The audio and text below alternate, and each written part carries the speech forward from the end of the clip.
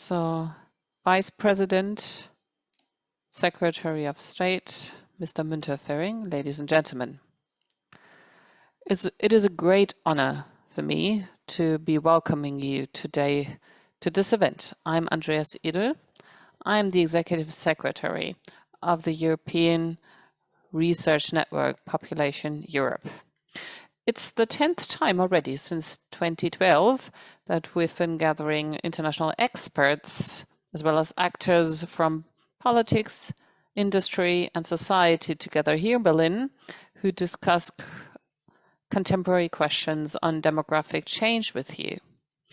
In this year, we're in particular delighted to hear the greeting of Paus, our Federal Minister for Family, Senior Citizens, Women and Youth, as well as the personal participation of the European Commission's Vice President for Democracy and Demography, Dubravka, Šuica, and the Federal State Secretary in the Ministry of Interior and Home Affairs, Juliane, Seifert. Let me first of all thank our cooperation partners. First of all, Diakonie, Germany, the Population Funds of the United Nations, UNFPA, the German Youth Institute, the European Association for Population Studies, the International Union for the Scientific Study of Population, and the OECD.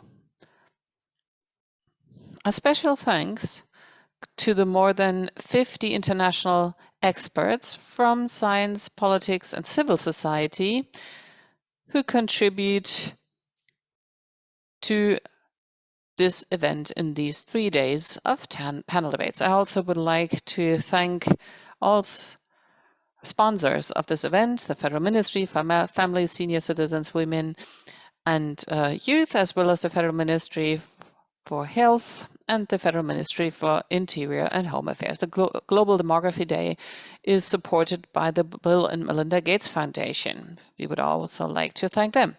But we would like to extend a very special welcome to the true stars of this night. We are very happy to have 7 classes from schools from Germany, France, Austria, Poland, and the Czech Republic here with us today. And now I'm happy to announce the first word of greeting. The Federal Ministry for Family, Senior, Women and Youth Affairs, Paus, will now speak to you. Ladies and gentlemen, let me greet you on the opening of the Berlin Demography Days. This year, the young generation is the focus of this event. Very happy about this as Federal Minister for Youth and Senior Citizens. So I'm equally pleased about this. Up to now, we've paid too little attention to the needs of young people when it comes to measures against Corona and the future of our old age pension system. We need to take a look at what politics means for young and older people alike. We can only find true solutions for intergenerational justice if we openly identify the different interests of all groups in the population. And the Berlin Demography Days also serve this purpose. That is why our Federal Ministry has been very happy to once again sponsor this important series of events. It is important to you at this event to really talk to young people, not just about them. And this is how I see it as a Minister for Youth. And this is also why I'm working very hard to lower the age for elections for the European Parliament and the German Bundestag to 16 years of age. And of equal importance to me is the federal government's youth strategy. We also want to develop this further. And in addition, we want to achieve greater involvement of young people at all political levels with a national action plan for children and young people. It is about the good coexistence and cohesion and our togetherness of all generation in the context of demographic change. Our model project Future Workshop Communities Attractive and Change plays a major role here. 40 municipalities, cities and districts are developing individual strategies to shape this change. We're curious and we support these pioneers to the best of our ability. Dear guests, I'm curious to see what insights you will come to on these days, which generation will announce which needs, and who has which ideas for a good coexistence for generations in Germany, Europe, and worldwide. All the best to you. Good luck.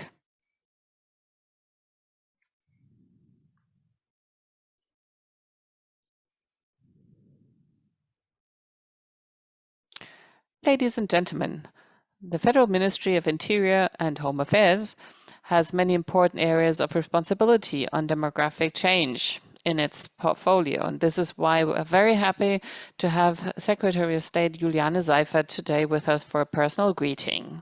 Ms. Seifert, the floor is now yours. Thank you very much for this kind introduction, ladies and gentlemen, dear guests. I don't want to speak all too much about the very vast range of responsibilities the ministry holds today. I've really brought one message from your Federal Ministry of Interior Affairs. It is short because it tells us you kick us in our behind, to speak about it this way, in climate policy, in question of old age pension. Hans Müntefering knows this best. You need to pay at a very young age into your old age pension provisions in order to get something out later on. In digitization, society, in education, and all matters that will relate to you today and in future, you can rely on the fact that at the Federal Ministry of Interior Affairs will take a look at all society, young, old, rich, and less well-established, and everyone else. And it is really about not just having you wait for other people to change society. Please join in and be active to change society so you can have your interests heard and represented in society. Shape the framework in a way that you deem important, or call for that framework to be shaped for you. Some speak about this term of the responsible citizen and they say it's just an empty word or just a phrase or outdated. I don't think this is true, especially if we take a look around. Of course, responsibility means a certain degree of commitment, and that can feel tedious at times. It means to speak out, speak about what our interests are, and to really discuss this with others. Maybe in these times we've learned that we can be happy to be living in a true democracy. And democracy is shaped by democrats, by people. People need to shape democracy. And this is why it is important to speak up and speak out for one's own interests, because we don't live in a state in which our citizens are just customers, where they turn to the desk of the Federal Republic of Germany and just order something or pick something. We really do this together. Political knowledge needs to be mediated and explained by politics. You need to be explained how decisions are taken. It's our responsibility to take that to you, but you also have a responsibility in a democratic society as its citizens to understand what democracy means. These two go hand in hand. And I think we can be proud and thankful that this is not about standing on the outside and shouting some good piece of advice into the center. We need commitment by many and in many places. You have already shown this commitment by being here, and you've already declared your participation to the Berlin Demography Days, which is great. So please don't leave it to that. Please, as said, get us in motion, push us, ask us to do things. It's in your hands. Thank you.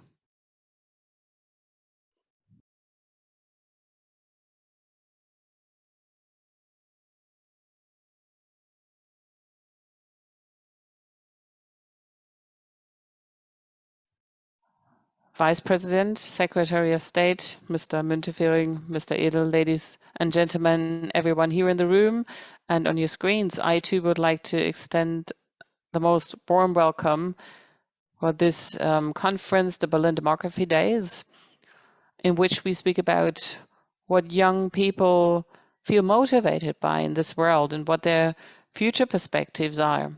It's my personal impression that children and young people haven't really been granted the role that they should be playing in this public debate. This was shown by the vote of the German Ethics Council on the lessons learned after the COVID-19 pandemic. Children, young people, trainees, and students might have a lower risk of suffering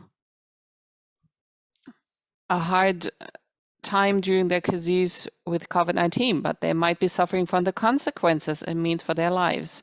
So that's reason enough for young people to be played at the center of the agenda of this conference. And I'm very happy to see that this year again, we have a very impressive panel with international experts again. And I would like to thank everyone who's involved. And in particular, I think it's important to say it's not the topic today to speak about young people, but to speak to young people. So I'm really happy to see you all here. And I'm looking forward to hearing your perspective at this event. We need you to tell us what your perspective is. So please do push us. We need this momentum. I'm very much looking forward to this event, to tomorrow, the day after, and we thank Population Europe for this great collaboration. But tonight I would like to expressly thank one person. It's you, Mr. Müntefering, because for many years, in your distinguished, humble way, with your wisdom, with your inspiration, you've been assisting us, you've helped us in the preparation of this conference, so let me thank you most cordially for that. You said it yourself, you've had many functions during the long career, during the long political career you've had. So we've sent you a bouquet of flowers, and I hope that you will like it. And I don't know if your wife is aware that you still collaborate on this event. So thanks a lot.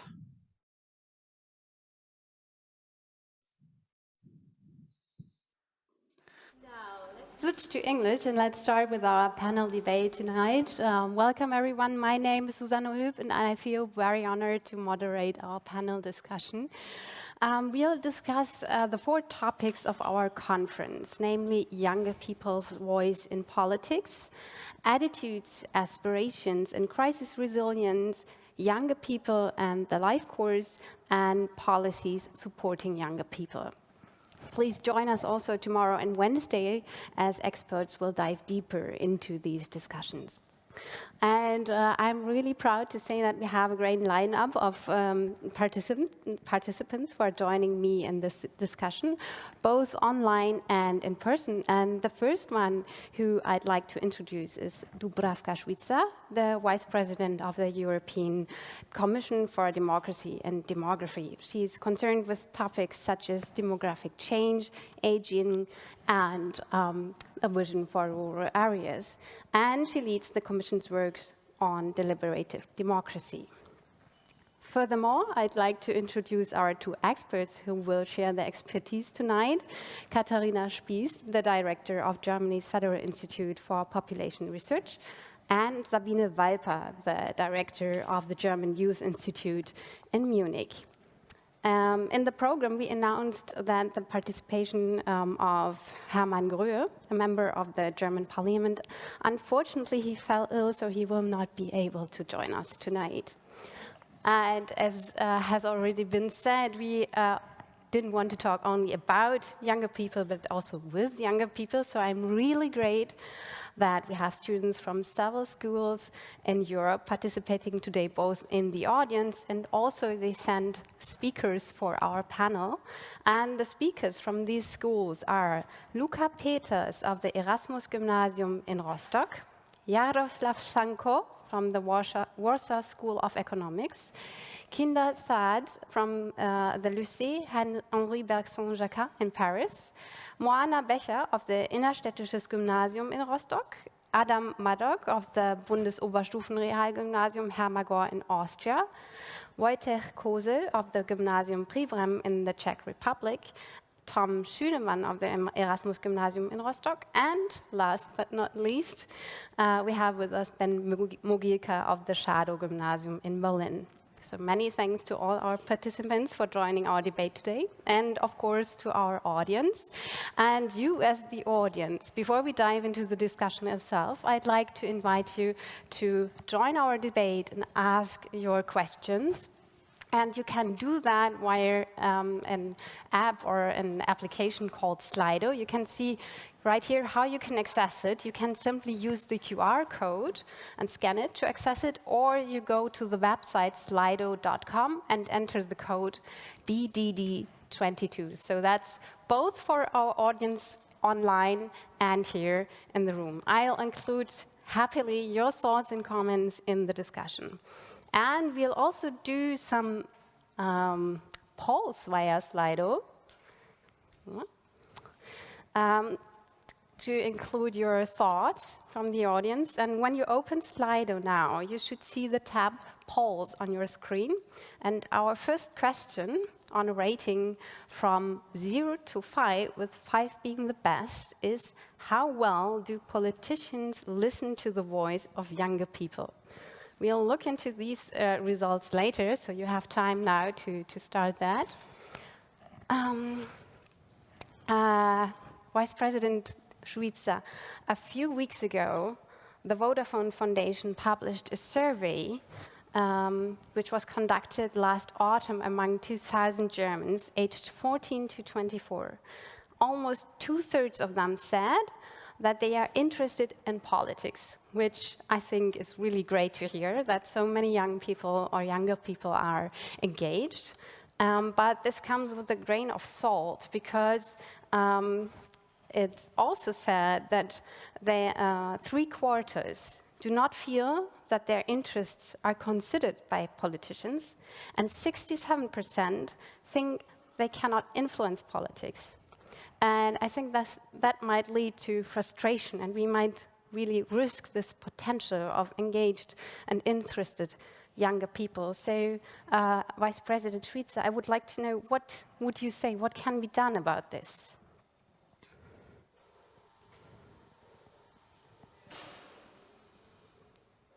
First of all, good afternoon to everybody, and I would like to thank you to the Berlin Demography Forum and Days for this opportunity to be with you this afternoon. You know that I wanted to be present in Berlin, especially as I knew that students from different schools from all over Europe would be participating in this discussion, as you already mentioned. You know that I had to change my plans because of the follow-up events of the conference, The Future of Europe, which are taking place in Brussels today and tomorrow. So this is the reason why I am joining you online for this panel discussion. But to try to answer to your question, I think the conference gives me the opportunity to answer on younger people's voices in politics in very concrete terms. As you know, we concluded the conference proceedings last week on 9th of May with a comprehensive report to the 3 presidents of European institutions containing all proposals formulated throughout this unique process. These proposals are based on the recommendations of the European and national panels, and they are enriched by debate in the plenary, where citizens sat as equal members with elected representatives from all levels: European, national, regional, and local, ministers, commissioners, social partners, and civil societies. Now we speak about 49 proposals, which are structured around more than 300 very concrete measures to make Europe better equipped for the challenges of the future. And I mention this because we specifically made sure throughout the whole process to give young people a very prominent role and the voice they deserve, because young people and the future of Europe, they are future of Europe, and it was essential for us that their views are heard so that they form very foundation for any further follow-up action. 4 European citizens panels were set up, each with the 200 randomly selected citizens, representatives in terms of geographic origin, gender, age, socioeconomic background, and of course, level of education. And young people between 16 and 25 made up 1/3 of each panel, since it was particularly important that they have a say on issues impacting their own future. The youngest one was 16 years old in this conference, but also we haven't forgotten the older one. So the oldest was 86 years old. So I was truly amazed by the quality of interventions of those young people. Not only they did make a difference in the discussions of the citizens panels, the working groups and plenary meetings of the conference, but their contributions to the digital platform where any European could share ideas about the future of Europe, they were also very, very interesting. So to your question on what could be done in relation to young people who feel that they have no influence, as you said, three-fourths of them think that they are not considered. My answer is to give them the voice they deserve. The presence of young people in decision-making benefits all citizens and not just the youth. And the Conference on the Future of Europe has been a clear demonstration of that. One of the 49 proposals concretely concerns citizens' information, participation, and youth under the European democracy strand. And it is proposal number 36. The objective of the proposal is to increase citizens' participation and youth involvement in the democracy at the European level, to develop a full civic experience for Europeans, ensure their voice is heard also in between elections, not only during election campaign, and that their participation is effective. And one of the measures under these proposals is to introduce a so-called youth check of legislation, including both an impact assessment and consultation mechanism with representatives of young people when legislation is deemed to have an impact on them. This is just one example, but there are many others, like the proposal, for example, number 47, which specifically focuses on the needs of young people across all relevant policies, including the European Union's regional policy, in order to offer them the best possible conditions for study and work and starting an independent life, while engaging young people in the democratic life and decision-making process. I will not list here all the conference proposals that have a special youth flavor, as there are many. But I would invite you to have a look at those, all of them, because they are relevant and because we took the commitment to follow up on all those recommendations. Just before I conclude replying to your question, let me bring your attention to one proposal that is particularly relevant for demography. It's the proposal number 15. It is very important for me and my portfolio. It concerns demographic transition, but I will touch upon it later during the debate. Thank you very much for listening to me. Thank you so much for highlighting all those different measures or initiatives and programs and opportunities. Of course, you said, and that I think that is very, very correct, that we also have to look in between votes and elections. But elections themselves are also an interesting part. And Ms. Becher from the ESG Rostock, I would like to ask you, because I heard that one of your recommendations, or the recommendations of your class, to include younger people's voices in politics is to lower the voting age. Would you explain us why you think this will be helpful? Yes, of course. Hello. Hello, everyone. So we think, my class and I, that lowering the voting age is really important, because it would be very effective to just hear younger people's opinions, basically, but also it would mean a wider range of opinions. Like, we would have younger people's voices as well as older people's ones. And also, I think that at 16, young people do have opinions, they do have values, and of course, they can change, but I do think that they change only slightly, because at 16 we have, yes, I think we kind of have opinion, or yes, things that we value. So it would be very useful to have those opinions with the elections like captured. Yes. So, and also with the elections, we could learn how to vote earlier in our life. We could learn how this system of elections works.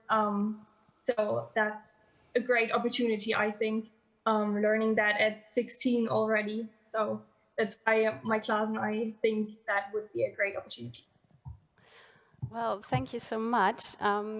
I don't want to put too much of a downside on that, but at the time of the recent Bundestagswahl, the election for the German parliament and government, 40% of eligible voters were older than 60. So considering demographic change and the aging society, does it actually make a difference to lower the voting age, as Ms. Becher just suggested? Professor Šuica, please.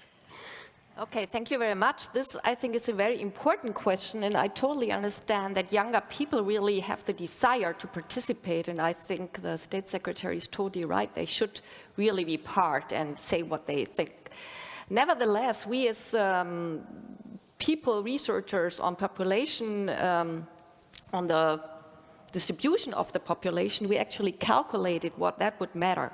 And we know, if we take Germany as an example, overall, if we would lower the voting age to 16, we would have 1.4 million more voters.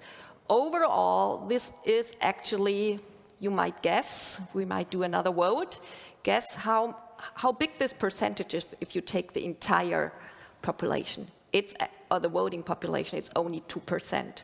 So this is, in a way, the disappointing story of it. And this is actually part of demographic change, because we know these age groups are really getting much smaller. And back to the years when Germany decided to lower the voting age from 21 to 18, which was in the last century, at these times, that really made a difference, because the cohorts of 18, 19, 20-year-olds were much larger in respect to the entire population. So I think, although I understand that this is really something young people would like to do, I am afraid that this really makes a difference, because the share of young people, and this is what we are discussing, is relatively small.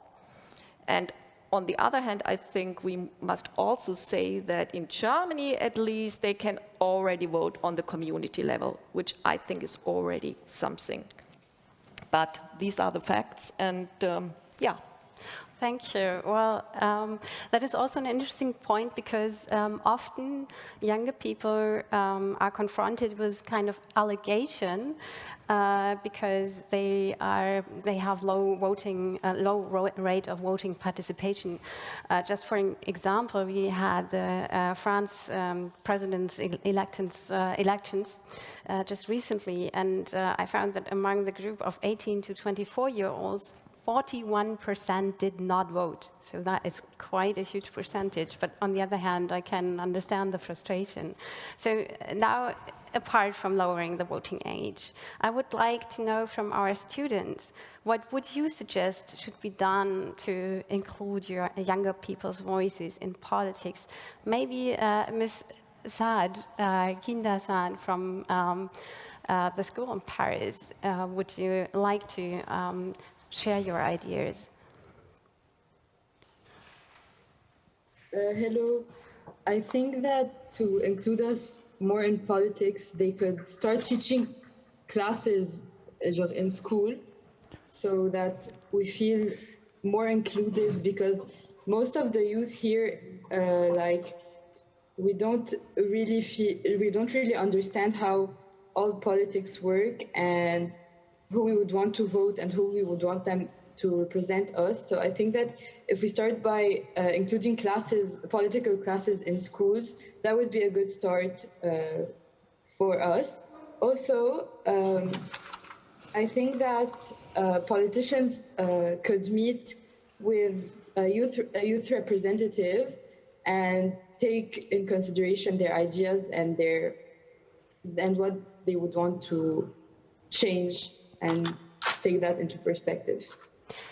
Would you please elaborate or explain a bit more about the political class at school? What would you think exactly? What would you learn in school that you do not learn so far? They would be classes, and the teacher wouldn't be biased by, because in France there are like two categories, the left and right, and so if most people, when they vote, I think they would vote like their parents and what they have been taught politically. So if they are taught that in school, they know all the sides and they know who they would refer to and who they would want to represent them. So I think, yeah. Okay, thank you. Do we have other ideas on how to include younger people's voices in politics from our students? Maybe Mr. Maddock from Borg Hammergård in Austria. Yes, hello. So to refer to the comment of Ms. Spies before, she said that it would only be a small percentage of the population that would be included into the voting. And I think even though it's only a small population, it would make a difference because at least it's something, it's some change. And if it's only 2%, or as example, Germany, you said it was 1.4 million, why would there be a problem including that group of people? I want to redirect that question back to Ms. Spies. Where's the problem? I mean, it's still 2%, and we're getting represented. Please, Ms. Spies. Yes, that's of course an important point. I, as a researcher, only wanted to report or inform you about the percentages and want to say, okay, you can't expect that this would make a really huge change. I'm not saying you shouldn't do that. I think it might be worthwhile to do it, but you shouldn't expect as adolescents that this makes a huge change in politics. This is my only point. I'm not the one who should make a normative statement if this is something you should do or not. I'm only reporting the figures, and I would like to emphasize that everybody should be aware of that, and referring to the former reform in last century, as I said, there it really made a difference, and politicians realized that this makes a difference, that people who now are 18 also vote, and this was a much higher share. This is the only statement I would like to make. And if you ask me as a citizen, as a mother of adolescents, I say yes, of course, they should vote. But I would also tell my children, well, you are only a small, group, unfortunately. Thanks. May I comment on that? Shortly. So we have just shortly discussion ourselves. If you can keep yourself short, like just one comment. Oh, yeah, sure. So I would just want to comment, even though it's just you said it wouldn't make a big effect, it's still about representing us. Mm-hmm. And like you said, it would be a necessary step in the correct direction. And based on that, we could build further steps to create more equal chances even for our generation and the youth. Thanks. But I hope we will have time to discuss more. What else should we do? I hope so too. But let's open the discussion a little bit more. And I would like also to come back to our poll. Maybe the technicians can show the results as of now. And as we can see, as I said, 0 or 1 is the lowest. That's not really encouraging, but probably also not really surprising that the result is not so positive for the politicians. Professor Walper, I would like to ask you, in the context of giving, or in the context of including younger people in politics, we often hear the sentence, we give younger people a voice. But I wrote it differently here because I thought that it's actually a little bit paternalistic, I'd say, because obviously, and we can just hear it right now as well, younger people do have a voice. So should we rather say, as we say here as well, we need to listen to them, or we need to listen more to them? Professor Walper, maybe you can share your thoughts on that. Yeah, definitely. That's a very important point. We have multiple opportunities to listen to young people. We see them in schools, we see them in youth work. There are many ways of how we could contact them and get their opinion on a number of issues that really matter for young people. We've seen that, for example, now Fridays for Future, this has been a really big movement where young people took the opportunity to have their voice and being seen.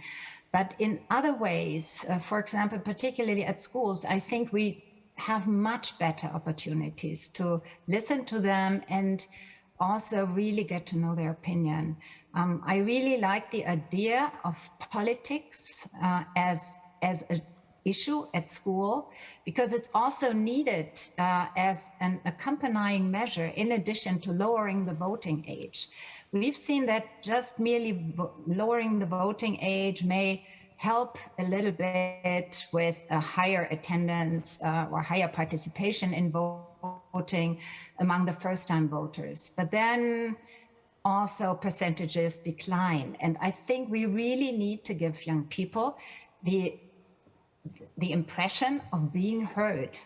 And we need to inform them in advance what it means to participate in voting, just to come back to this issue once. And I think just the combination of both actually would be needed to help the problem, to help solve the problem that many young people have the feeling they are not heard.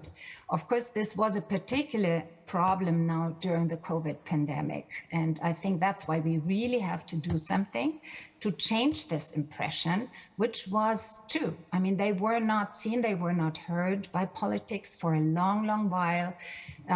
Children were not allowed to attend kindergarten, neither elementary schools, secondary schools were closed, the universities were closed.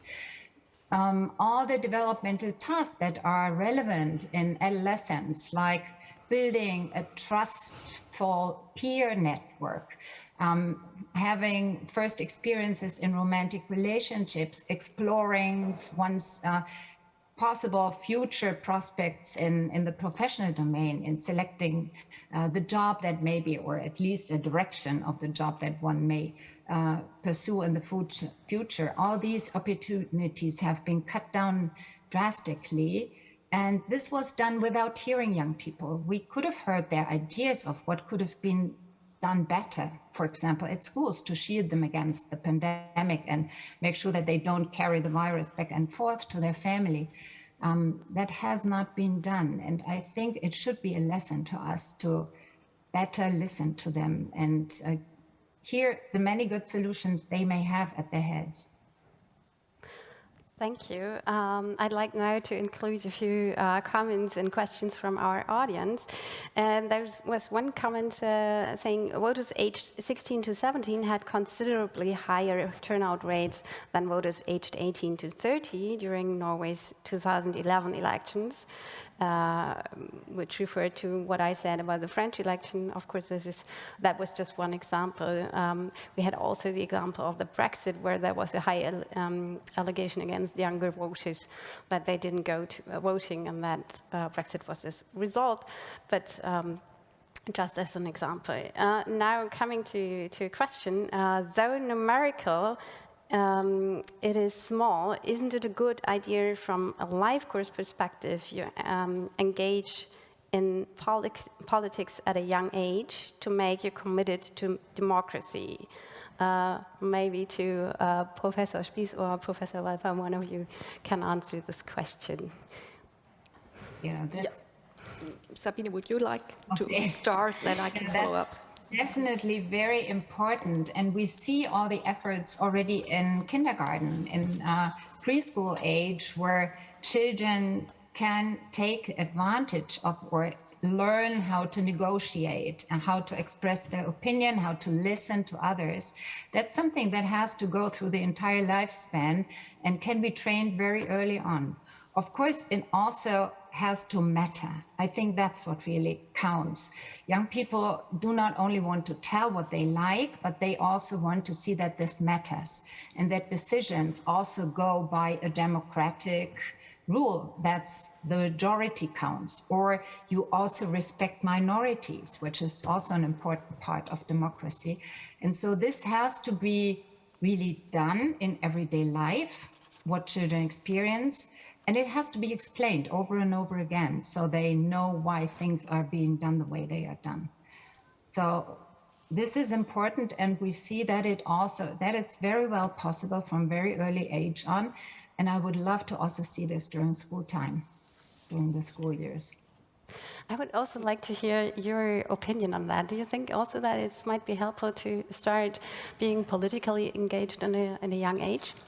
Yeah, I think that it's especially helpful to educate young people about political systems, but also about how to inform themselves, because especially, like, I had Instagram when I was 14, and if you're looking at the information status, especially during the pandemic, there were a lot of fake news on that, and a lot of young people aren't able to separate what is true and what is fake, and what is said by a university professor and what is said by a Facebook educated guy who only informed himself on the internet. So I think that it's especially important that if you want to have a democratic society in the future, you need to be able to educate the young people, and they need to be able to inform themselves correctly to not go to the German Querdenker movement, because you can see that this movement resulted out of false informations, and also the Brexit had a lot of false informations.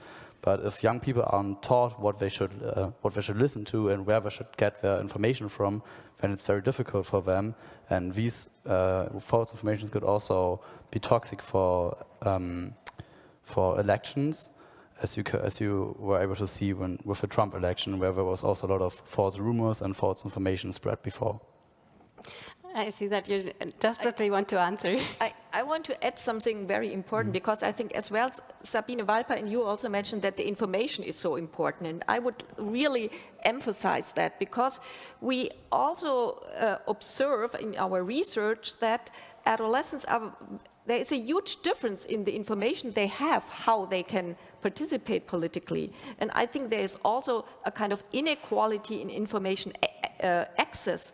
And therefore, I think we should also work on offering the information to really everybody, not only the ones who are anyway interested. We should really care about those adolescents who are not so interested and might not know where to get the information. I think these kind of young people should be really targeted.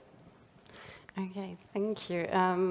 I want to add that also to our participants online, that you can use the raise hand functions. I can see you there if you want to add or respond.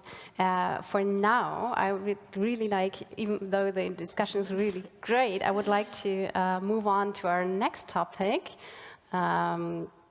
which is attitudes, aspirations, and crisis resilience. And during my preparation for this event, I took a look into a survey by the German publisher Die Zeit, which tries to answer the question, what legacy do Germans want to pass on to future generations? And one of the topics, one of the questions they want to answer is, what do the participants of this survey fear?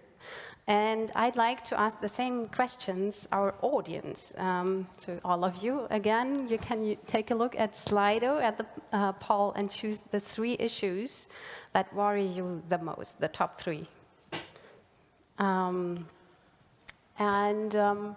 the morning, or during the first sessions today, we also had a session with Klaus Hohlemann, and he said, if I remember it correctly, that we have a generation of crises, or that the younger generation, Gen Y and Gen Z, lived through numerous crises.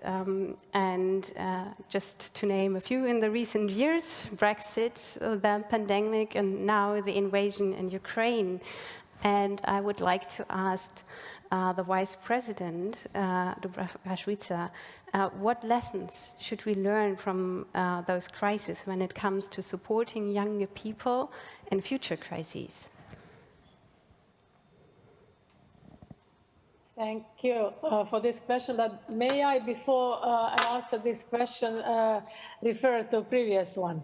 When we were talking about democracy and, of course, about participation, democracy is not only about voting. It's whole process. And the reason why we initiated this conference on the future of Europe, not only on European level, not only these 800 citizens which were randomly selected and who were randomly selected and whom I mentioned, but all conferences were organized on local, regional, and the national levels. And this was the case also with Germany and other member states. So we wanted to include young people, and we were not patronizing anyone, but we were listening to young people. And the result of this process of listening are these proposals which I mentioned earlier.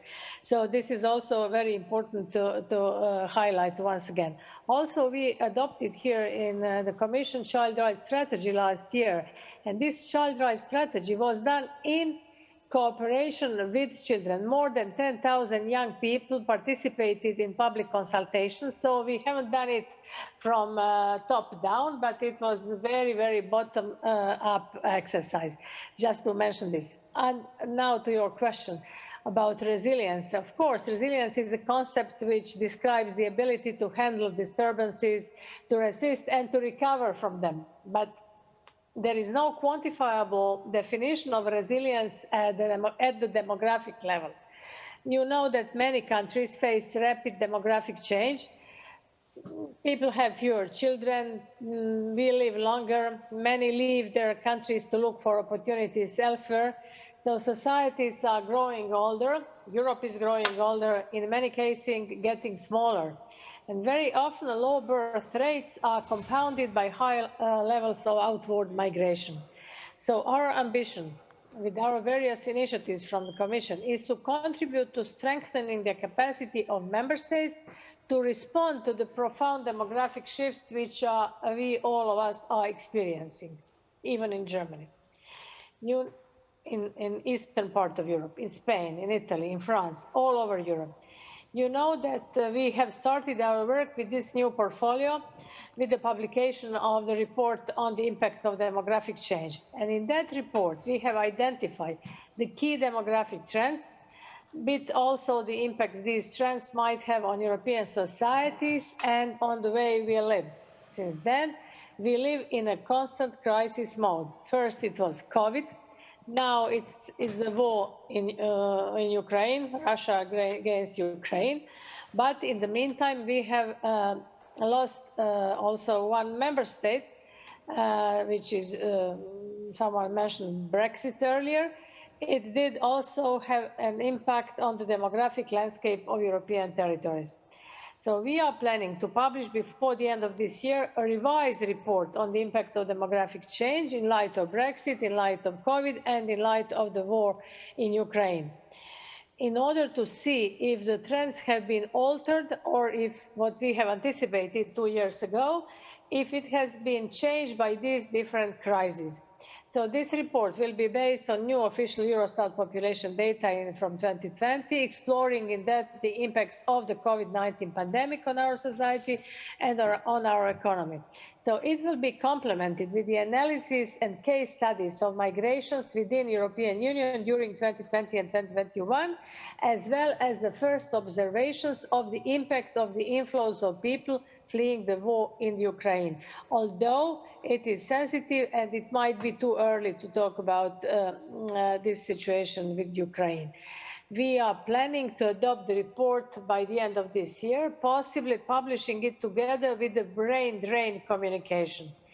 But we can also build demographic resilience by systematically factoring demography in all our policies.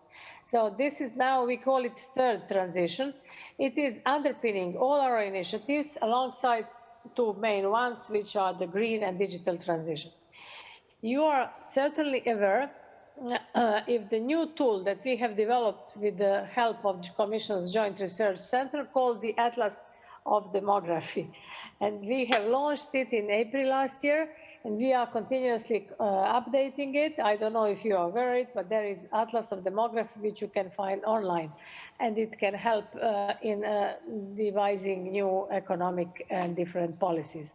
The purpose is to help all policymakers to develop and implement policies that are closer to citizens' need. It's a public tool that can also help citizens to observe, to monitor, and to anticipate demographic change. We have also developed a thematic story on legal migrations and on Ukraine and its diaspora in the European Union, which helps us predict and anticipate the flows of people fleeing the war from Ukraine. As I said, still sensitive and still too early, but we are trying to anticipate what is going to happen. And the last element I would want to mention is that we have made demography part of the Commission's foresight exercise. It is one of the pilot horizon scanning process that we have put in place to build stronger European Union's resilience. We are currently working on it in the context of developing our global dimension of demography, which I can tell you more about during our discussion. So for us, it's not only demography in Europe, but also global dimension of demography, which we think is very important to consider if we want to understand what is going on and what is going to happen in future. Thank you very much for your elaboration on this topic. I would like now to take a step back and ask our students how they perceived the last 2 years and share their experiences.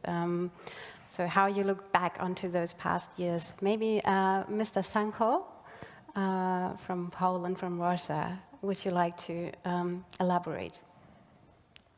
Of course, thank you. Of course, the last couple of years were really hard for all of us. The pandemic, the climate change we're experiencing almost every day, the war that's happening right now in Ukraine. It is really stressful, I'm sure, for all of us, not only for the Europeans, but for all citizens around the world. And I think that it's really important to now, more than ever, to provide psychological support to all who need it. It is important to teach not only young people, but also the young adults to teach how to deal with their emotions and how to embrace their emotions and how to communicate them with others. It is also very important to teach them how to deal with stressful situations such as the war or the pandemic, because at the start of the pandemic it was just a big unknown thing for all of us. Nobody really knew what was happening. We were just locked down, and it was really stressful for all of us, I'm sure of it. Thank you. The Erasmus class from Rostock, Tom Schünemann and Luca Peters, would you like to add a few thoughts on that?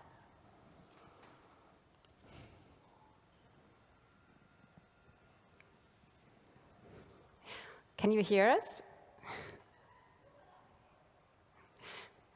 We can see you, but we cannot hear you so far. Yeah, so great.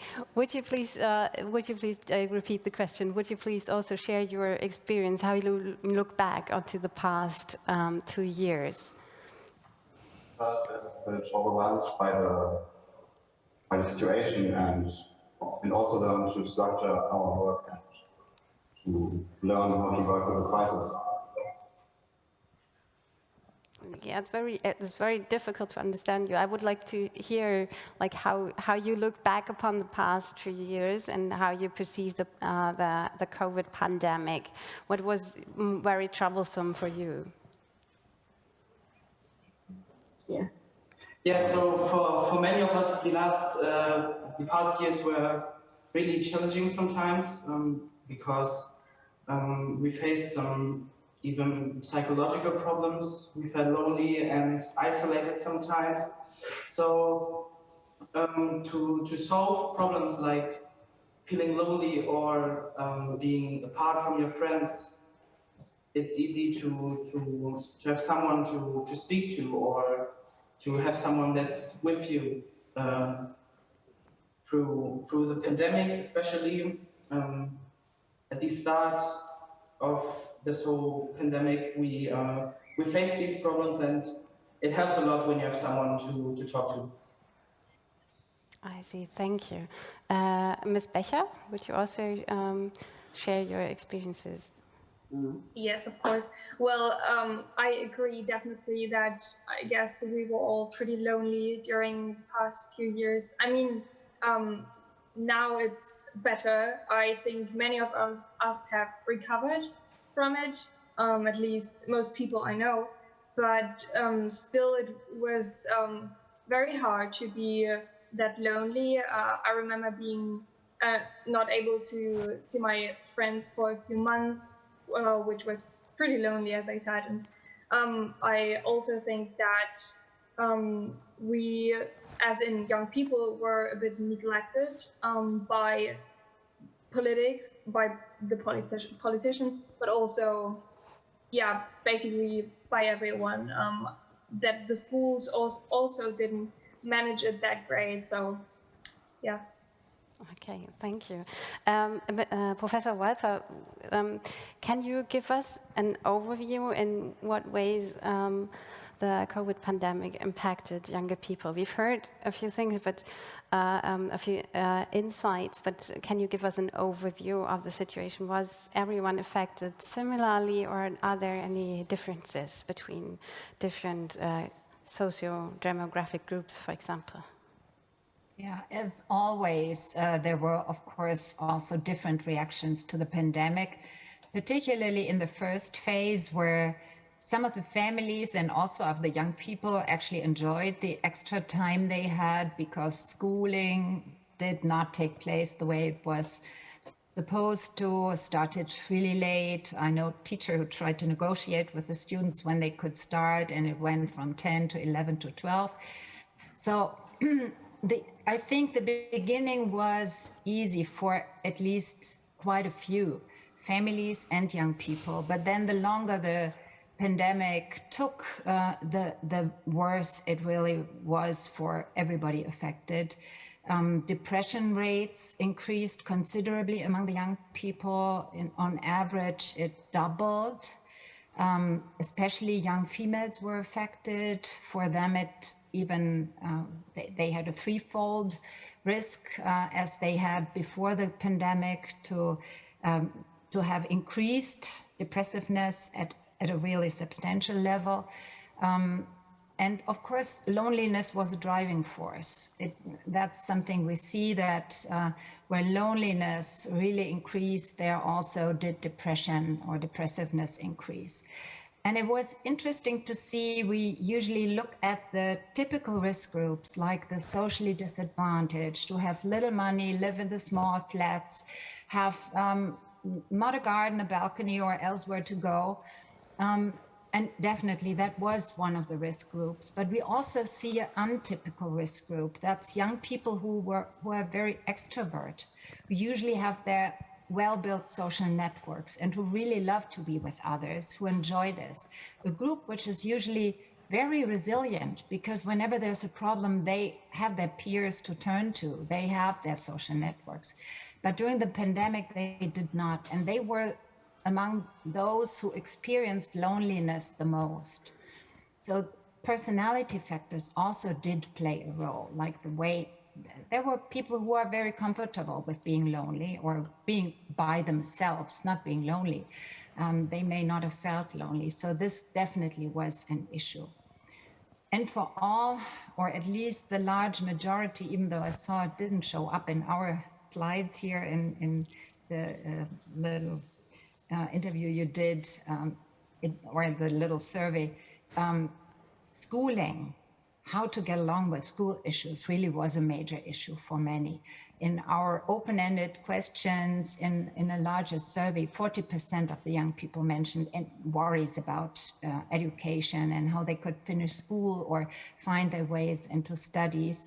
And these worries, in addition to health worries, which also played a role, were among the salient factors that really made it very hard to go through this time. Now, I think Moana already mentioned it. By now, many have recovered well, and I suppose that it's particularly those who did have their networks and were able to build on this, who may be more resilient in this way, but we don't know much about this yet, and we have to see who stays longer in this phase of worries and compromised psychological health. For sure, we see that we do need more support systems there in like a stepped way, where not everybody needs psychological therapy, but they need all kinds of options for good experiences in a group context where they get back to being social with others. And youth work plays a major role there.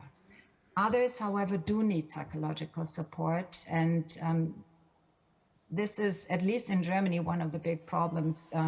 We just lack psychological therapists for young people. And they really have a problem of accessing support there. Well, thank you. Yeah, I think this access to mental health support is definitely an important issue. But I want to come back to the survey, and you mentioned that we're missing one point there. Maybe we can show the results of the survey now. And also one reason why we put this up was also because I heard from the students in Austria that they would like to talk specifically about worries about the future and fears about the future. And also coming back to the Vodafone survey I mentioned in the beginning, this also states that 86% of the 14 to 24-year-olds are worried about their future, which is quite a high percentage, I'd say.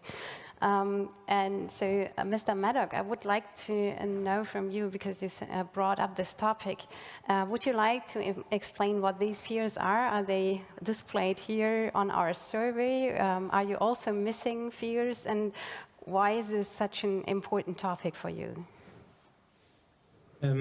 So how I've noticed in my class is that there's often been a bit of a negative attitude towards the future, because people are not as optimistic due to, and my opinion is it's because we have so much information available to us, and we see so much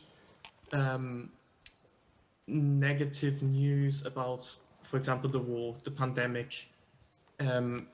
Yeah, all these factors come in, and obviously they take part, or you think about this stuff next to school in your free time. And it is depressing often to watch the news, because rarely you see a full set of happy news. This and this is going on in the world, which is positive. No, there's always something negative there, and this definitely, I believe, it has an influence on us as a generation, and perceiving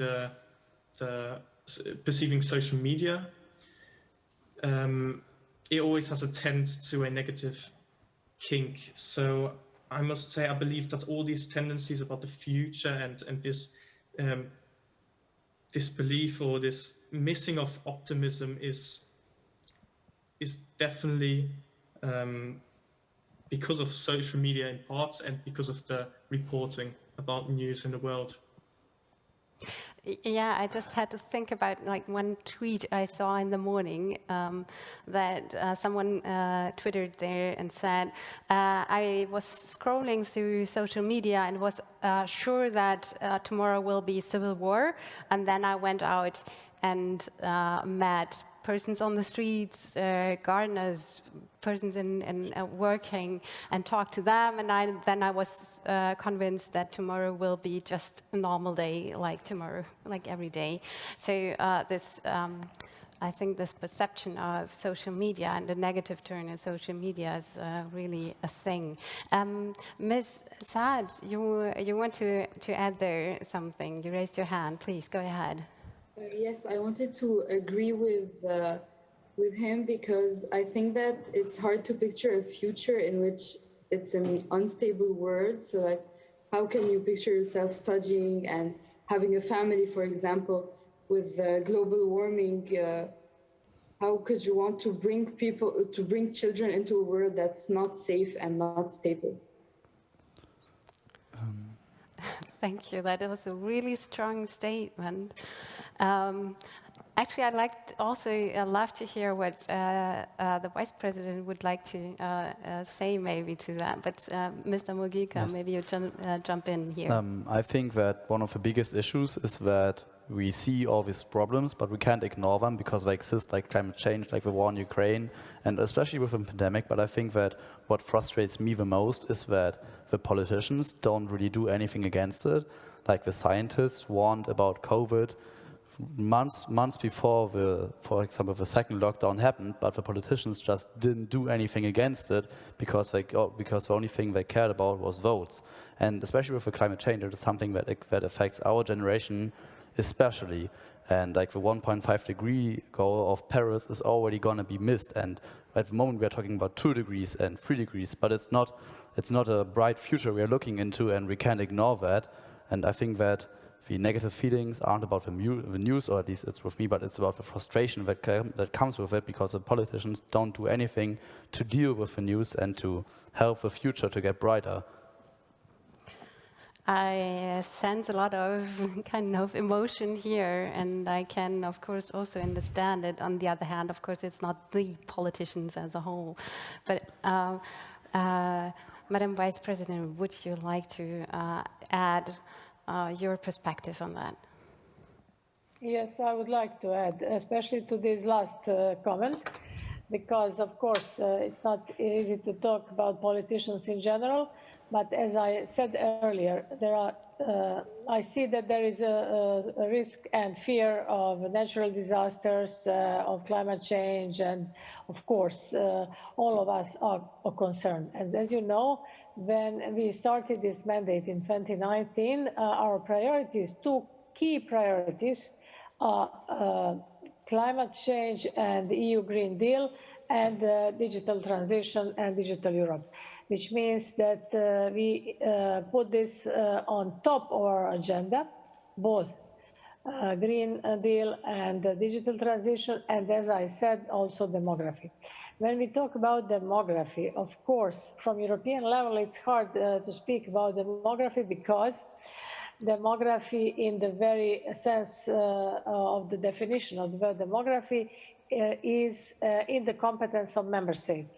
We here from European Commission are trying to help and coordinate member states in order to, of course, you cannot, someone told here that you don't want to bring the child to this unsecure world and so on. Of course, we are not talking about birth rates. This is member states' competence, but we are, with our policies, with our cohesion policy, with our European funding, with our resilience and recovery fund, we are trying to create environment for young people, for families, but also for elderly people, but especially for young people to thrive, to live better, to have better standards. And this is what we are doing. So I cannot agree with the statement that politicians are not doing anything. It is not the case. And there might be some people who don't do, but we are really doing everything which is in accordance with the treaties and which is in accordance with our competencies. So this is first time that demography is, since the title of this meeting is Berlin Demography Days, so I have to highlight demography. So this is first time in the history of European Commission that we have portfolio on demography, which means we are aware of the situation in Europe and in the world. This is the reason why I said that we think about demography also on global level. But we are trying, as I said, with the cohesion policy to make life in different member states better, and to somehow make it equal or at least similar in eastern part of Europe and in western part of Europe. This is what we are doing with different policies. So it's of course, and the reason why we initiated this big democracy exercise, which is called Conference on the Future of Europe, is also because we wanted to come closer to citizens, to listen to them, to make this gap which exists between policymakers and citizens, to make it narrow. And this is what we try to do, and I hope we managed, because in the end we brought, as I told you, 49 different proposals. Many of them are dealing with young people, and now it's time to implement these proposals, and this is what our second part of our mandate is going to be about. Thank you. Thank you. I'd like now to take a look at our Q&A, and this is quite a rather big question, but maybe we can find kind of an answer to it. And it is, the recent economic problems in the EU created an opportunity for extremists to rise, a clear threat to the status quo. One of the fears was also that was selected highest in our poll was also threats to democratic society. So yeah, that's a clear threat to the status quo. And how can young people tackle this problem? And as this question is directed to the young people, I would really like to hear the thoughts of our young people, even though I know that it is a really big question. Do you have any idea that you'd like to share? Maybe Mr. Sanko? From experience and from what I have learned in my short but yet long life, I know that extremist parties usually use fake information to grow and to spread their beliefs. And one of the biggest ways we can contradict that is by teaching young people how to sort the true information from the false one, and that would basically take away the biggest weapon of extremist parties, and that would just probably eliminate at least half of such parties. Okay, interesting position. What would you say, Ms. Professor Šuica? Well, I think this experience is getting more and more of an experience of young people, and the question I really think is how do we deal with these experiences? And I don't know if we will talk about it, but what I miss at the moment a little bit is, if we look into the past, that's one thing, but if we look into the future, I think we should really discuss more about the lessons learned from the pandemic. And not so, I mean, on the one hand, now we have a lot of research, what happened to the people, what happened to the young people, but what are the lessons learned? What can we learn from these crisis to avoid things in the future? And I think young people should also look into the future and say, okay, this is what I think we should really change in the future, and this is what we learned. And if we look into the future, I would say we need really better digitalization in schools. We need more digital daycare centers. We need more digital youth offices, because digitalization will be the future. And these type of things, I think, would be something I would add to such a statement, to be a little bit more positive, or at least ask, what are there some positive sides on that? I very much understand that. Maybe we can switch to the fourth topic, the policy supporting younger people, because that touches, of course, the topic of the future. And here I would like to start another poll and like to profit from the collective knowledge of our audience. So please,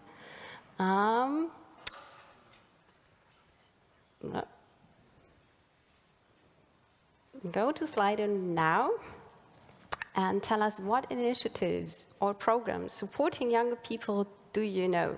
So this might be a positive stance. And I would like to ask the Vice President Šuica, factors like education or access to the labor market are essential in reducing disadvantages or inequalities. So maybe you can share with us some initiatives or measures that are there to facilitate this. Thank you for this question, because this question allows me to introduce the new initiative that I'm currently working on together with Commissioner Ferreira, which is brain drain and population decline. So brain drain may sound negative, and it is negative, but could be also positive. It's a specific challenge for many member states and regions, and it can lead to increased inequalities between regions, as well as bottlenecks and skills mismatches in specific sectors. And this is why in this new initiative, we will identify and analyze drivers of brain drain for the professions that are most affected. So we have launched a public consultation underpinning this initiative in March, so everybody can contribute. And these public consultations will run until June. It targets regional and professional organizations and individuals aiming to collect detailed information on the drivers for specific professions, regions, and of course, age groups.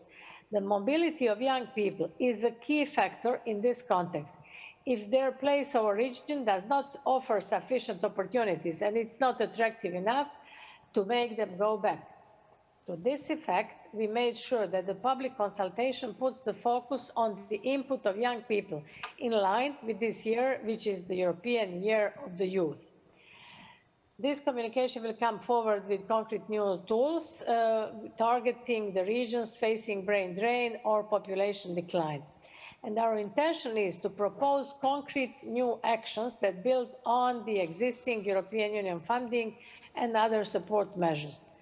Last week, I had a meeting with my colleagues, commissioners, to discuss potential synergies with other Commission initiatives and programs, including on the long-standing work in cohesion policy in the less developed regions, and tools such as Just Transition Platform and Rural Platform. But this is also a topic we have discussed with demography experts within the network that we have created with Population Europe. My intention is to consult with them once again, once we have the first drafts of the text. We are also thinking about more positive title for this initiative, so not to call it brain drain, because we want to make it a flagship of the conclusion of the European Year of Youth by offering a new perspectives for European young people, creating new poles of attractiveness around regional smart specialization strategies, and transforming brain drain into brain gain or brain circulation.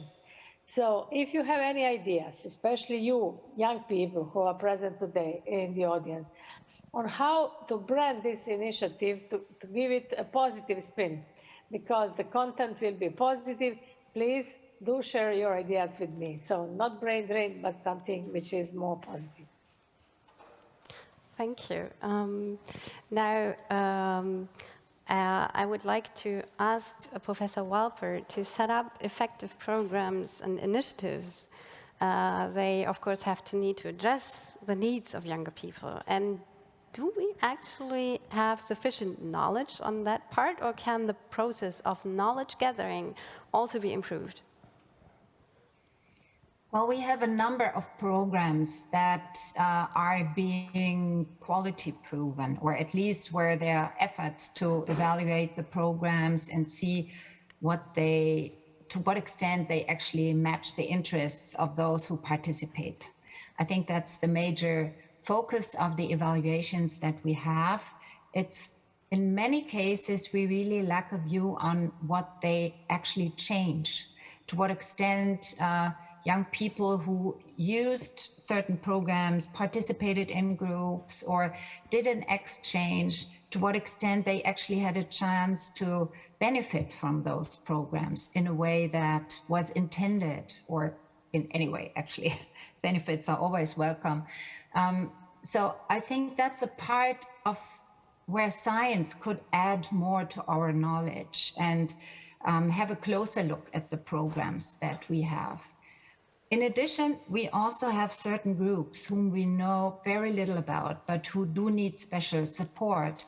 For example, if I just go back to the pandemic, young people with special needs, or young people in families where their parents had special needs, were a group that had not been looked at as it would have been needed, because they actually were very bad off. And that's something where we have to be better in locating the groups that need particular support and then see how this works. For example, now we have a strong initiative to make sure that children with mentally ill parents have better life chances, that they get better supported. And we need a coordination of systems to make this work, because there's the health sector, there's the social sector, and these different sectors have to go together much better than they actually do. At least that's the story for Germany. I know other countries have different systems and that may work in a different way.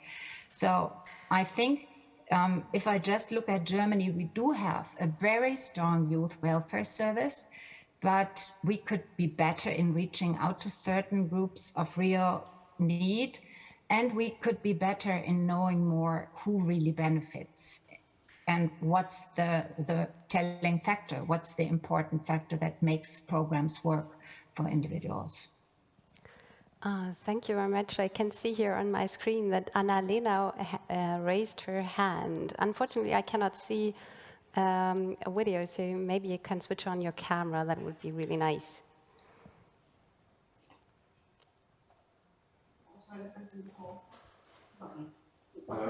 We would like to ask which programs do we have for you?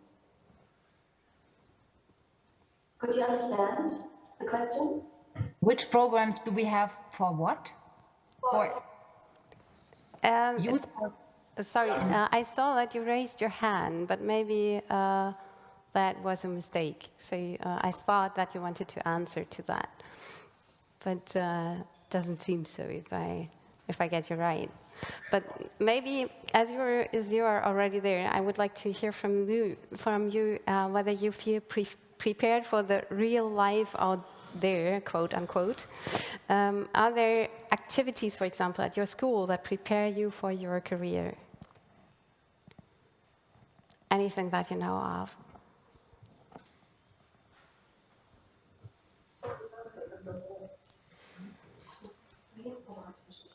No, we don't feel. We don't feel prepared for our future because they don't really tell us which programs they are for our future. And I also get some pressure from my parents, so I don't feel very comfortable with make plans. Okay, that's not really encouraging to hear that you do not feel prepared.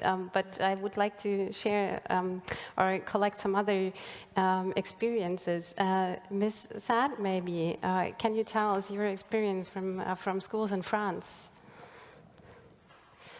on whether you feel prepared for the real life? Are there any activities at your school, for example, to help you? Anything like career advice, for example?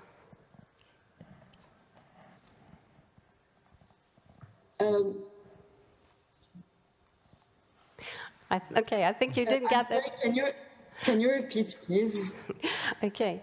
Would you can you tell us whether you have the feeling that you feel supported, that you get lessons or any kind of advice for your future career, any kind of support, for example, from your school or from others in your local community, anything? Yes, I feel like most of the support is from our teachers, and that they are really open to our ideas and what we would want in our future, and they're really supportive. So I think, yeah, it's mostly the teachers. Yeah, that's. I would say I hear that a lot. That teachers play a really important role in educating and helping young people. But Mr. Mogilka, you wanted to add something as well, I think. Yes, I think a few weeks ago the oral exam for the A level took part in our school, and during that time, a lot of classes or a lot of schools give free time to their students, but my school didn't. We did a so-called Future Week where external people came and they showed us different jobs, and they actually helped us, informing us about like what kind of support you can get, like the German BAföG system and stuff like that. And I think that really helped me to get a different perspective on the university. And also at the end of one day, we were able to research what we would do with a test. But the test didn't quite match my interests. But I think it was still a good perspective on the future we can get. And I think that was a really effective way to maybe motivate some students that don't quite know what they want to do in their future to look up some universities and maybe what they want to study. Okay, thank you. You wanted to add something yes, as well? I think we are now emphasizing, which is totally important, on schools and these formal institutions for learning. I think we shouldn't forget this, what we as researchers call the non-learning activity, non-formal learning activities, what adolescents do in their free time, like they do sports, they do any kind of music, theater, all these type of things. They have different group meetings. Sabine Walper mentioned that in Germany we have a relatively good youth welfare system. And I think we should also emphasize on these actors as potential actors who can deliver skills for the future, like motivation, like self-esteem, grit, and all these type of skills, which you can learn at school, but I think they should be complemented with outside schools. And we as a society shouldn't forget that these are important actors as well. Of course, I didn't want to limit it only on school, but of course this is also an important factor. Mr. Maddock, you also raised your hand. Yeah, thank you. So I wanted to answer your question and just tell you a bit about my school and how they try to bring us or get us ready for life. And one thing I want to say is we visit universities, or at least visit some jobs when we get to our A-levels, just before our A-levels, so we can orientate us in a specific direction. So depending on what interests us, we just get to choose and get to test it out a bit, or even if it's like I think we go to Graz before the A-levels. Mine is next year, so I'll be visiting next year. Also, I must say that in our class, we often speak about the present. We like to compare it to the past, especially in history, in history class, and we try to learn by actions that happen in the past and are happening in the present, and just reflect on those situations. And one thing I noted, because I'm pretty sure my geography teacher likes me bringing this up, is that we did our tax return last week. So he brought in a whole sheet of paper and told us how to do our tax return to get all our taxes back we worked for in our summer job. Okay, yeah, I also often hear this, that young people say that they want to learn about taxes and how to do this tax return in school. So that's great to hear that it actually happens. So I would like to show the results of our poll, if the technique can display that. So we've heard also in the discussions a lot of like, I don't know, or something that's also up here. Mr. Hedwig is obviously a very supportive person. So that's great. But of course, also Erasmus is really, I think, a great opportunity. The European Youth Portal has been mentioned, Interrail. So that is all really great to see. However, if we look back at the situation that not everyone obviously feels he or she gets the support they would like to have, maybe we can have a short discussion on why that is the problem, because we have a lot of problems, a lot of programs, sorry, and initiatives, but obviously younger people do not hear about them. So what could be a problem here? Professor Šuica, you're looking so intensively at me, so actually, I guess you have an idea. We did even, you know, I'm a researcher and we once did an experiment on that. What actually are the drivers why we have, for instance, mainly children from academic parents at universities and not so much children from lower educated parents, which is a big deal in Germany and which is also from a demographic point of view very important, because we lose some very high intelligent people, and if we have a decreasing workforce, we really have to take care of everybody. So we ask ourselves, what are the problems? And one problem, of course, everybody knows, these are the costs, and therefore BAföG is something important. We know that the personality plays a role. Sabine Walper just mentioned that some children are just more extroverted, and we even know that these are children who have a higher probability joining a university. But we did an experiment with schools in Berlin, and we informed students in class about their potential possibilities with a little bit from our research about lifetime income and so on and so forth. How can you access university? And we figured out that this small half-an-hour workshop really helped to increase the percentage of children from lower educated families that they really wanted to learn more, that they really wanted to go to university. So we really increased the percentage by just delivering information. Therefore, I think delivering information in a way that you mentioned that young people can trust this information is extremely important, because otherwise the ones who already have the information will make it, and the other ones who don't have the information are the ones who don't know, how can they arrange their future. And therefore, I'm really convinced, or at least my research shows, that information is extremely important, and that really good information of a high quality is even more important. Okay, thank you.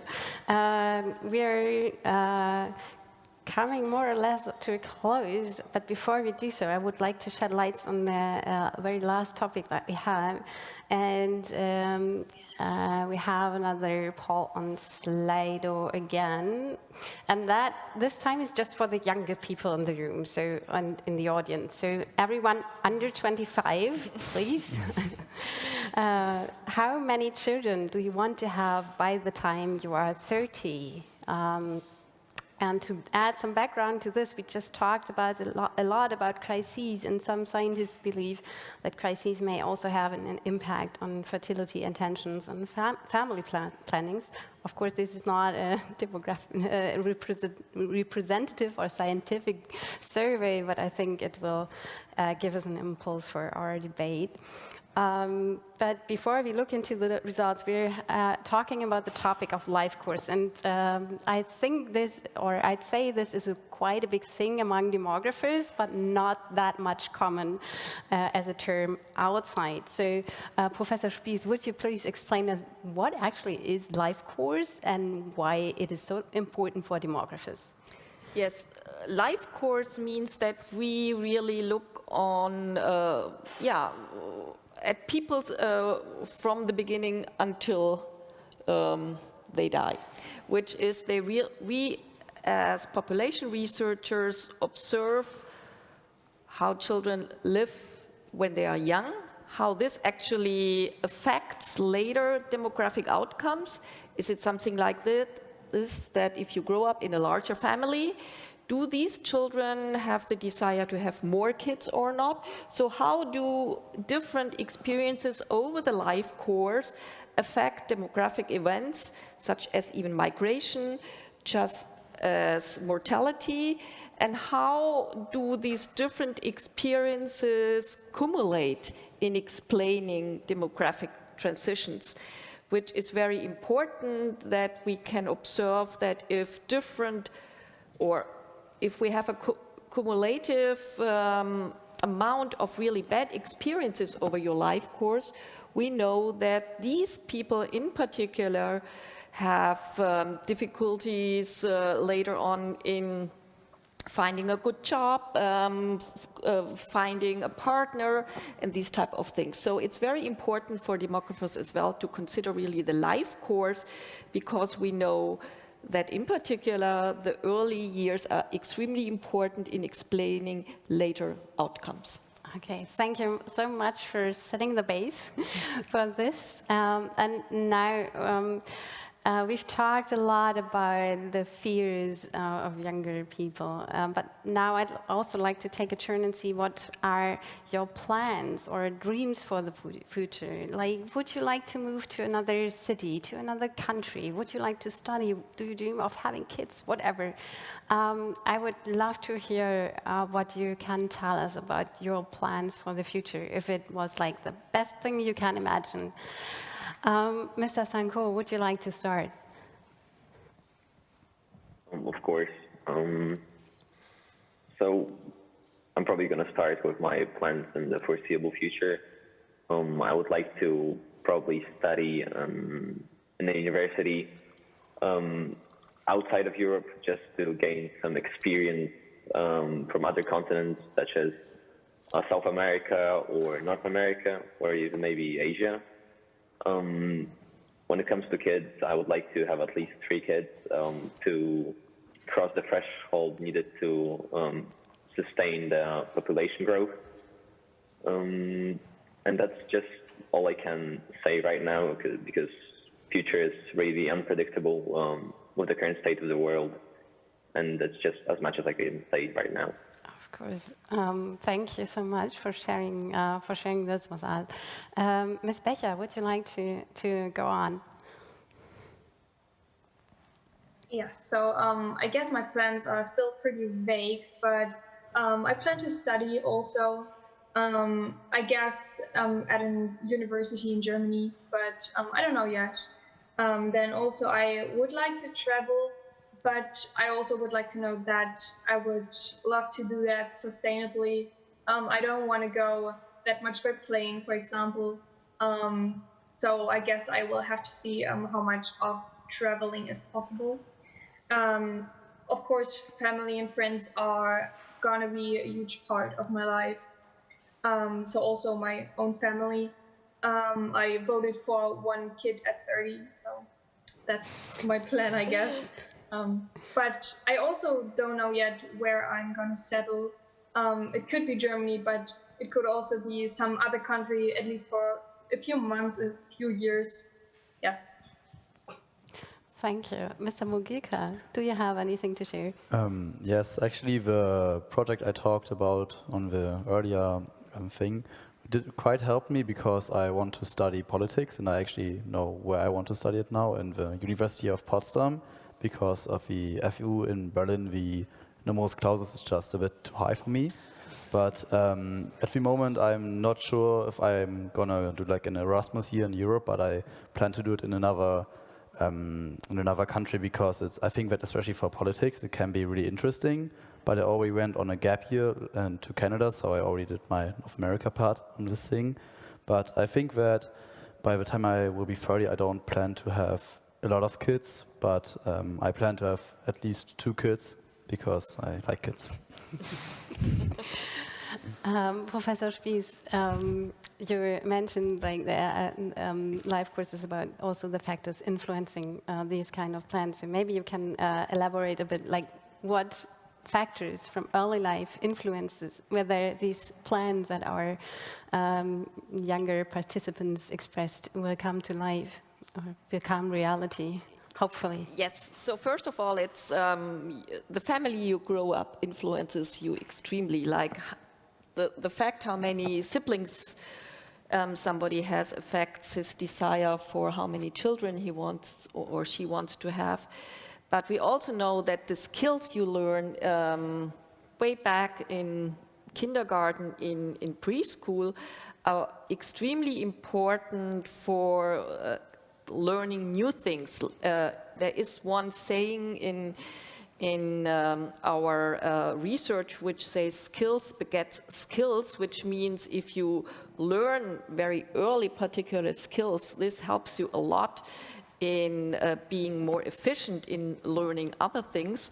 So this is affecting all kind of skills. We know that this is affecting these classical cognitive skills like numerical or language skills, but it also affects socio-emotional skills. If you, even as a small child, already learn what motivation means, this helps you to be better over your entire life course, being a very motivated person.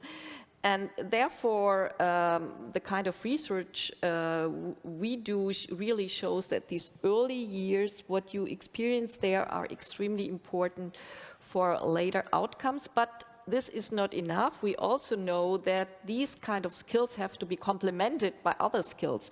So I think if we talk about demographic change, we should also talk about lifelong learning, which is extremely important. I think even more important than nowadays, it will be in the future. Lifelong learning means that you learn how to learn, and which allows you to adapt to changes in the society, in the workforce, and these type of things are also something what I think we should even teach at school, and we do that. Students learn how to learn, and they should keep that until they retire, and even after that, it's very important. Thank you. Vice President Šuica, I would like to know what can policymakers do regarding these factors? How can they support families or younger people to create more equal opportunities? This is what I said at the beginning, that of course politics can do a lot, depending on which level, be it local, regional, national, or European. So we know our competencies, and we are always trying to do in the scope of our competencies. To make young people feel equal, it's up to member states. From member states, this is what I said at the beginning. Our cohesion policy is the most important and the best policy ever on behalf of the European Union, because at this moment we have big disparities and big differences between member states. If you look at GDP in Bulgaria, at the same time GDP, for example, not in Germany and in Ireland, I'll tell you. At this moment, GDP per capita in Bulgaria is 9,000 euros. In Germany, it's 42,000 euros. In Ireland, it's 80,000 euros, not to mention others. So this shows how big disparities exist on European continent. What we have to do to use this cohesion policy in the best possible ways in order to help also young people, to help whole population of Europe to live better and to be, if equal can be compared, to be more equal. And this is something which is the job and task of politicians at different levels. And all of us are looking to it, and we from European Commission are trying to make this policy to be functional, but it always depends on how is it implemented on different levels. So I think this is very important to make Europe the continent of similar or equal opportunities, and that you can choose whether you like to live in your homeland or you want to move due to different reasons, or some of you want to, who already emigrated want to come back. This is free continent, we live in liberal democracy, and it's our personal choice how to organize our lives. But as politicians, we have to make environment for you to be feasible, to be sustainable, and this is what we are doing, or at least this is what we are trying to do. I heard a young guy who told that he thinks about population growth and that he wants to have 3 kids. This is very good that he thinks about this, because at this moment in Europe, there is 1.5 children per mother.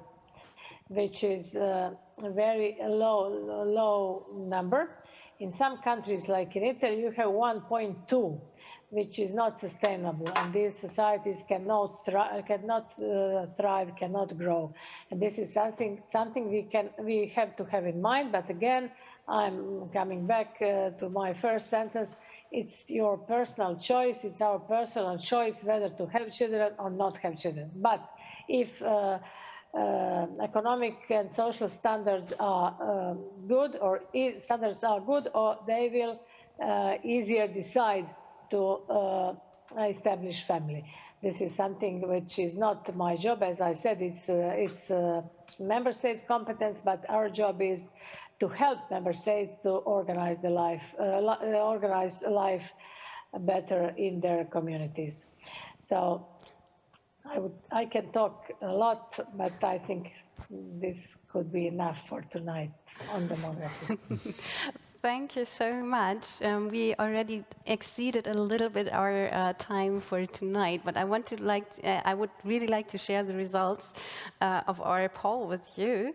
Actually, I think it is really great to see that at least more than 2/3 I would like to have children, also because in one of the panels today, I've heard Klaus Hovelmann say that 1/3 of people asked in a survey said they cannot imagine having kids because of economic concerns, and I think that's something that we definitely should be working on, so that everyone, as the Vice President said, can have this decision on having children on her own and not impacted by economic concerns, for example. So unfortunately, I have to say that we are coming to an end of this panel debate now, because the time is up, but I think we could have talked like much, much longer, but I think our organizers wouldn't be happy with that. But so thank you so much to all our participants. I think that was an enlightening panel, and you'll hear, of course, a lot more from our experts about those topics within the next 2 days, also from the European and the global perspective. Thank you so much to our audience. Thanks to the students who shared their perspectives. Thanks to our experts for sharing your knowledge.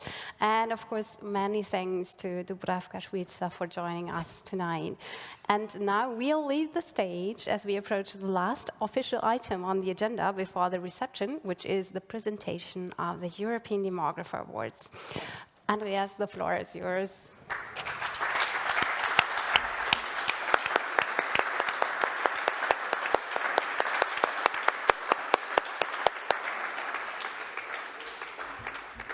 Ladies and gentlemen, this panel debate was really one of the highlights of today's evening, I would say. And now we come to another highlight, which is the award, the handover of the European Demographer Awards, which we do since 2015. Those awards annually given, and in the meantime, they really received a high prestige in the community of demographers.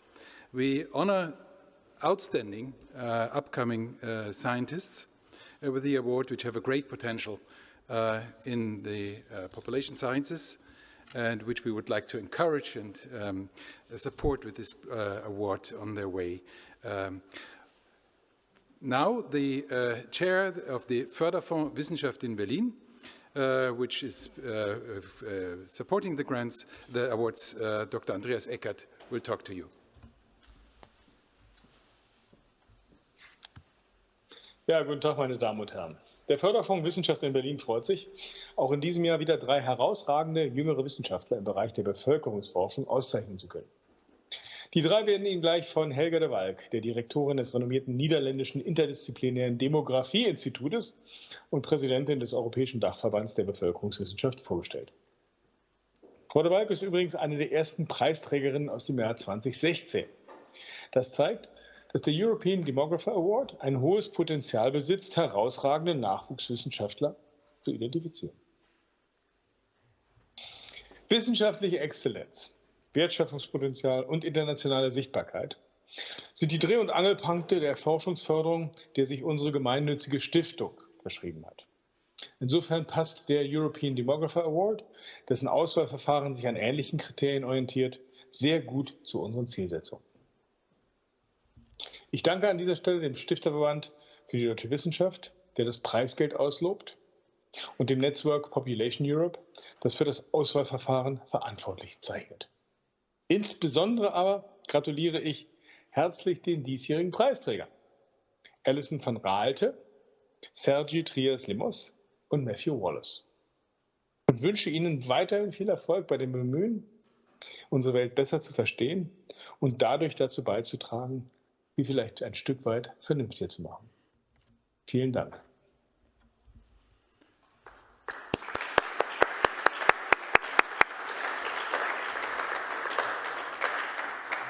Ladies and gentlemen, we are delighted that the president of the European Association of Demographers, the European Association for Population Studies, Helge de Falk, is today in person here, and the European Association, together with Population Europe, is taking care for the selection process.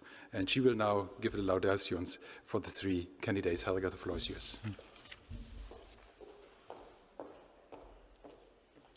Well, thanks a lot. It's a real honor to be here and to hand over the European Demography Awards of 2022. And these awards, as has been said many times already, are very important to promote our discipline, but also to honor the excellent work that's been done already in an early stage of the career and to foster the careers of young scholars in the field.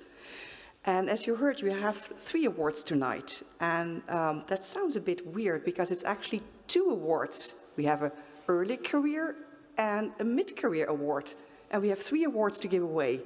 Well, the reason for that is that we had too many excellent submissions this year, and 2 persons basically ended ex aequo, and we didn't want to make a choice because we thought we both deserve it. The jury in that sense was unanimous, and like I said, the nominations we received were extremely good, and we had so many promising and talented people, but we were forced to make this choice. And as I mentioned, we have 3 people tonight here who receive the award. I would like to start with Matthew Wallace. We have 2 winners for the European Demography Award for the upcoming Promising Scholars, and you are one of them. I don't know whether, Andreas, can I invite people to the stage already now, or is that too early? It would be nice to it's too early, okay. You're working at the Stockholm University at the moment, Sociology Department, Demography Unit, SUDA. Your work explores the intersection of health and migration, mortality, immigrants and their descendants. You received your PhD in 2016 in Liverpool, and you have already more than 20 publications in a wide range of established journals in our fields, and this is really extremely good for this stage career. You've worked also at key centers in our field, and you've used a wide range of data sources. And among one of the recent grants you have received is a focus also on the register data in Sweden. I'm very pleased that I can hand over to you the European Demographer Award for Promising and Upcoming Scholar. Shall we do it for person by person? Yeah, and then so I want to continue with the next one first, and then we get everybody at the stage at the same time. The second person is Sergi Trias-Lemos. I'm very happy that you're here to receive also the upcoming and early career award from the joint efforts here. You are Juan de la Cerva Research Fellow at the University Autónoma de Barcelona at the Center for Demographic Studies. Obviously, it's also a little bit of an honor to tell that you defended your thesis at the University of Groningen, where I'm also a professor myself in 2019, and that you were supervised by 2 of my needy colleagues, Fanny Jansen and Leo van Wissen. But obviously also you traveled and you moved on to the London School of Hygiene and Tropical Medicine, which is a very prominent place to go to, and it's really amazing how you built your career so far. Mortality studies have been at the core of your work, but from very different angles. And also you have published, in many journals that many of us can only dream about, even when we are much further in our career, like The Lancet. This is really an extraordinary achievement. You started your career back actually in Barcelona, but you were also one of those who followed the European Doctoral School of Demography in 2014 in Warsaw. And I think that has been a really good place to start your career and flourish afterwards at other places. Very happy that I can hand over to you the award, and I hope it will bring you lots of success in the future of your career. The third award is for the more established researcher, Alison van Raalte. I'm very happy that I can also hand over the award to you. You're an independent research group leader at the Max Planck Institute for Demographic Research, and you're deputy head of the Laboratory of Population Health. You were awarded this, or you were given this award because you have already much more experience. You graduated in 2011, and your PhD was a joint PhD with the Max Planck Institute of Demographic Research and the Erasmus Medical Center in Rotterdam. This shows again also your interdisciplinary work, but also how our discipline is embedded actually very nicely into other and lines up with other disciplines. You started also your career in the EDSD, so also again here we can see EDSD is core. Your key work is centered about social inequality and the lifespan, and actually many things we were talking about here also on the stage tonight link to that, how your early life actually influences later life outcomes. And one of your big projects that has been supported recently, or a while ago, but has been going on for quite a while now, is the Erc Starting Grant, which was awarded to you in 2016. And this again also shows that you were already also there, acknowledged as an upcoming scholar with a high potential for your future career. Your work not only contributes to the content of our discipline, but has also made many methodological advances in the field, which we also dearly need. So I'm really happy that you really combine both the content and the development and application, for example, of indicators of lifespan development, and I think that is what is much needed. You're furthermore actively engaged also in training the next generation, and that's something that is really crucial if we want to continue and want to continue contributing to the important debates as we have them here tonight. I'm extremely pleased to also hand over the award to you tonight, and I think this is the moment where I can start inviting you, but Andreas, I give the floor to you.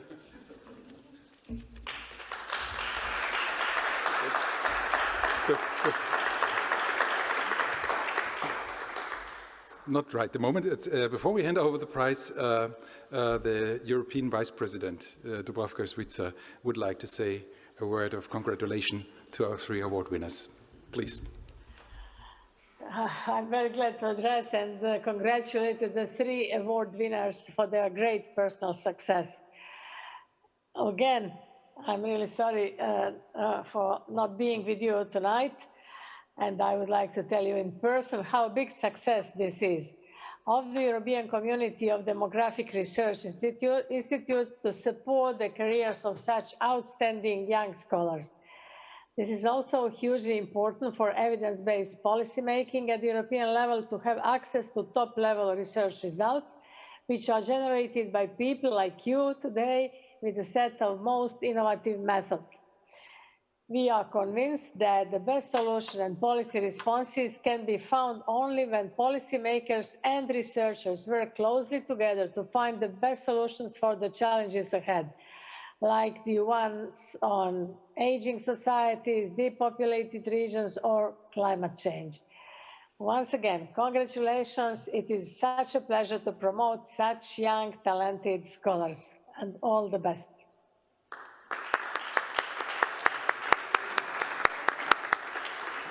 Thank you very much, Madam Vice President. And now we will hand over the awards.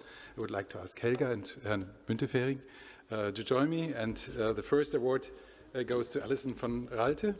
Let me read first, perhaps we can go on stage then. Let me read first the document, and then I hand it over to you, or we hand it over to you. The European Demographer Awards 2022. The Förderfonds Wissenschaft in Berlin, in cooperation with Population Europe, and the Berlin Demography Forum honors Dr. Alison van Raalte for her outstanding research in the field of population studies on demographic change in Europe. In the award category for a more experienced researcher who has obtained their PhD within the period of 2006 to 2011, Berlin, 16th of May 2022. Myself, Dr. Andreas Eckert, Chairman of the Presidium, Hermann Gröhe, Member of the German Parliament, Chairman of the Board. So now I think we should go on stage with you.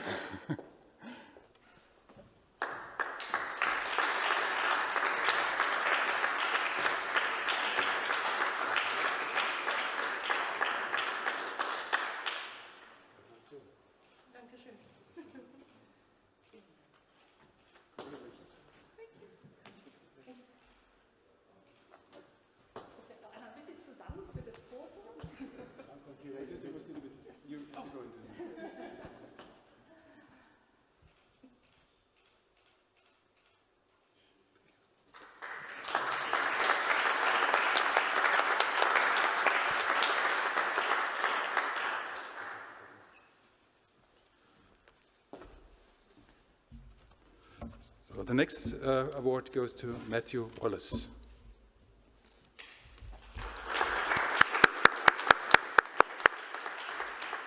European Demographer Award 2022.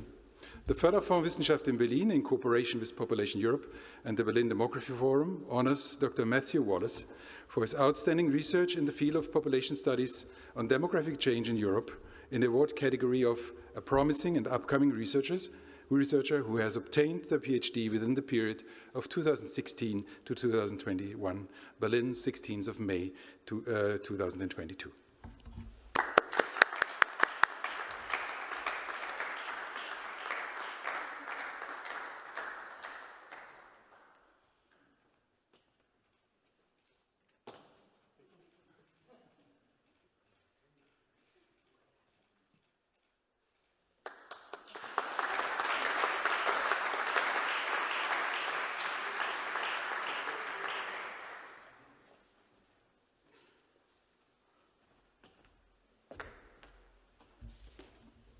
Last but not least, the next European Demographer Award goes to Dr. Sergi Trias Limos.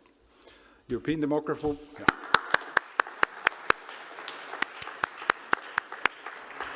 European Demographer Award 2022. The Förderfonds Wissenschaft in Berlin, in cooperation with Population Europe and the Berlin Demography Forum, honors Dr. Sergi Trias Limos, who has outstanding research in the field of population studies on demographic change in Europe, in the award category for a promising and upcoming researcher who has obtained their PhD within the period of 2016 to 2021, Berlin, 16th of May 2022. Congratulations.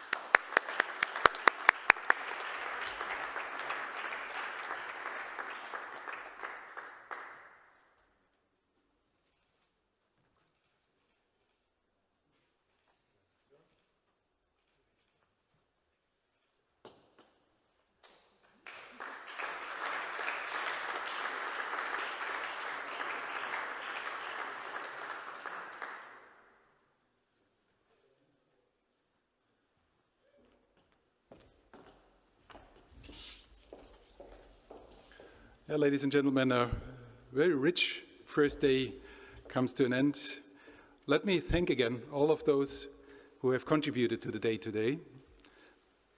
Most of all, to the participants in the podium, the Vice President of the European Commission, the Federal Minister, the State Secretary, and our partner organizations.